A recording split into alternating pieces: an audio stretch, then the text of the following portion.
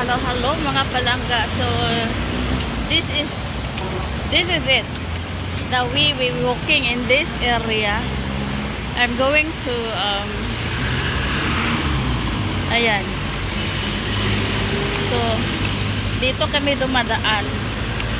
Naglalakad lang kami ng aking kapatid dahil i-report ko yung aking internet sa PLDT. So nilakad lang namin from sa aming bahay. Ayan. So sa kalusukuyan, pagod na pagod ang inyong dungkay. Ayan, at ang init. Ayan. Ang init-init. At ayan siya.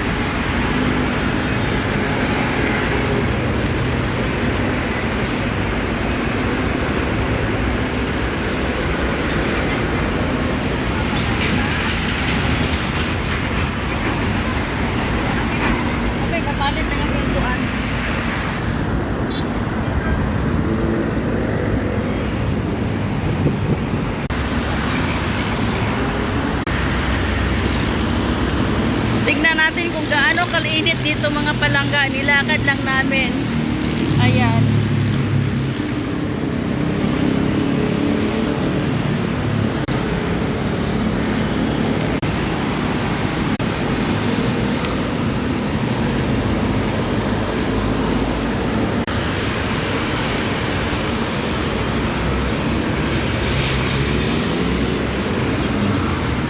Pwesa na inyong dungkay. Ayan.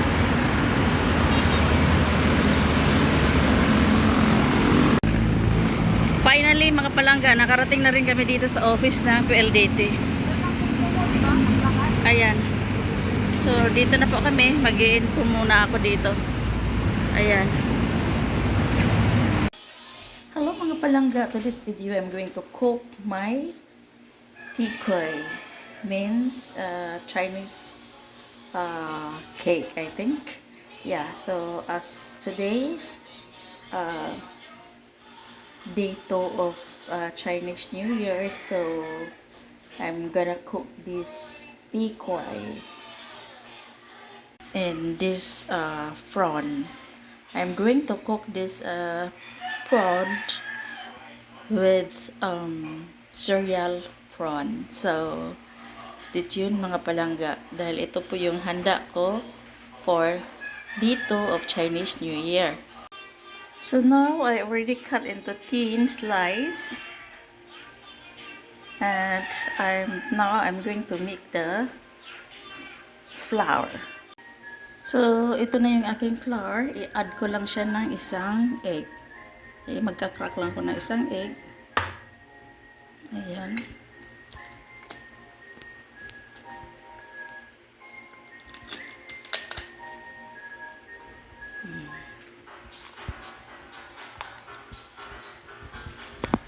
At stir lang natin, halo-haloin natin. Ayan po siya. And then mag-a-add lang po ako ng